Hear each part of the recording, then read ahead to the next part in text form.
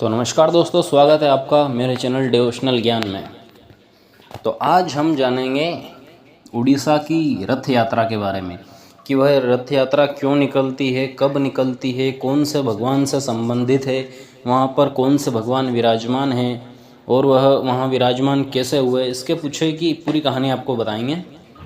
तो शुरू करते हैं। भारत के उड़ीसा राज्य का पुरी क्षेत्र, जिसे पुरुषोत्तम पुरी शंख क्षेत्र, श्री क्षेत्र के नाम से भी जाना जाता है, भगवान श्री जगन्नाथ जी की मुख्य लीला भूमि है। उत्कल प्रदेश के प्रधान देवता श्री जगन्नाथ जी ही माने जाते हैं।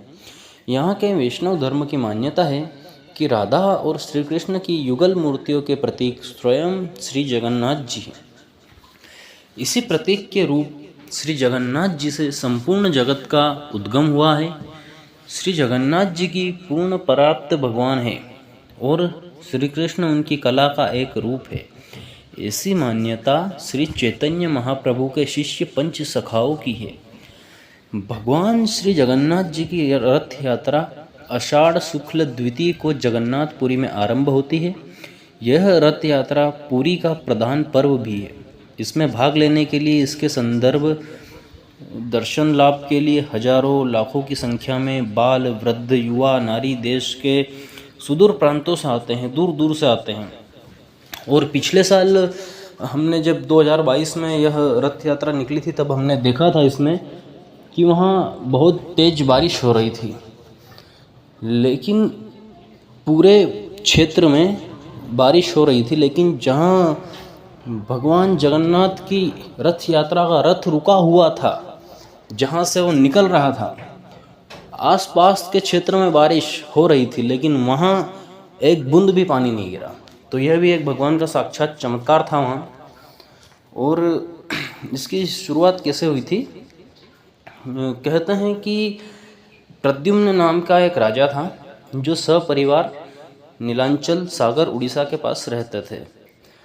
उनको समुद्र में एक बड़ा विशाल लकड़ी का एक वो दिखा, गुटका विशाल का एक काष्ठ कह सकते हैं हम उसे। काष्ठ का मतलब होता है लकड़ी। राजा के उससे विष्णु मूर्ति का निर्माण करने का निश्चय किया कि इससे मैं विष्णु भगवान की मूर्ति बनाऊंगा। उसके लिए उन्होंने एक वृद्ध बढ़ई के रूप में, मतलब वहाँ उसने यह कहा कि इससे मूर्ति कौन बनाएगा, भगवान की मूर्ति इससे कौन बनाएगा। तब वहाँ एक बूढ़ा व्यक्ति आया और उसने कहा कि मैं बनाऊंगा। वह विश्वकर्मा जी, भगवान विश्वकर्मा स्वयं थे जो रूप बदल कर आए थे। उन्होंने मूर्ति बनाने के लिए एक शर्त रखी कि मैं जिस घर में मूर्ति बनाऊंगा उसमें मूर्ति के पूर्ण रूपेण बन जाने तक कोई ना आए। जब तक मैं अपना मूर्ति बनाने का कार्य पूरा न कर लेता, तब तक उसमें कोई नहीं आएगा उस घर में। राजा ने इसे मान लिया। आज जिस जगह पर श्री जगन्नाथ जी का मंदिर है, उसी के पास एक घर के अंदर वे मूर्ति निर्माण में लग गए। राजा के परिवारजनों को यह ज्ञात न था कि वह वृद्ध बढ़ई कौन है। उन्हें थोड़ा ही पता था कि वह भगवान विश्वकर्मा है। कई दिन तक घर का द्वार बंद रहने पर महारानी ने सोचा कि बिना खाए पिए वह वृद्ध कैसे काम कर सकता है। अब तक तो वह जीवित भी नहीं होगा, पता नहीं मर गया हो। महारानी ने महाराजा को अपनी शर्त शंका से अवगत कराया। महाराजा के द्वार खुलवाने पर वह वृद्ध बढ़ई कहीं नहीं मिला, लेकिन उसके द्वारा अर्धनिर्मित श्री जगन्नाथ जी, सुभद्रा और बलराम की लकड़ी की मूर्ति वहाँ बनी हुई मिली। महाराजा और महारानी दुखी हो उठे, लेकिन उसी क्षण दोनों ने आकाशवाणी सुनी, व्यर्थ दुखी मत हो, हम इसी रूप में रहना चाहते हैं। मूर्तियों को द्रव्य आदि से पवित्र कर स्थापित करवा दो। आज भी वे अपूर्ण और अस्पष्ट मूर्तियाँ पुरुषोत्तम पुरी की रथ यात्रा और मंदिर में सुशोभित व प्रतिष्ठित है। रथ यात्रा माता सुभद्रा के द्वारिका भ्रमण की इच्छा पूर्ण करने के लिए और इच्छा पूर्ण करने के उद्देश्य से श्री कृष्ण और बलराम ने अलग अलग रथों में बैठकर करवाई थी। माता सुभद्रा की नगर भ्रमण की स्मृति में यह रथ यात्रा पुरी में हर वर्ष होती है और आगे भी होती रहेगी।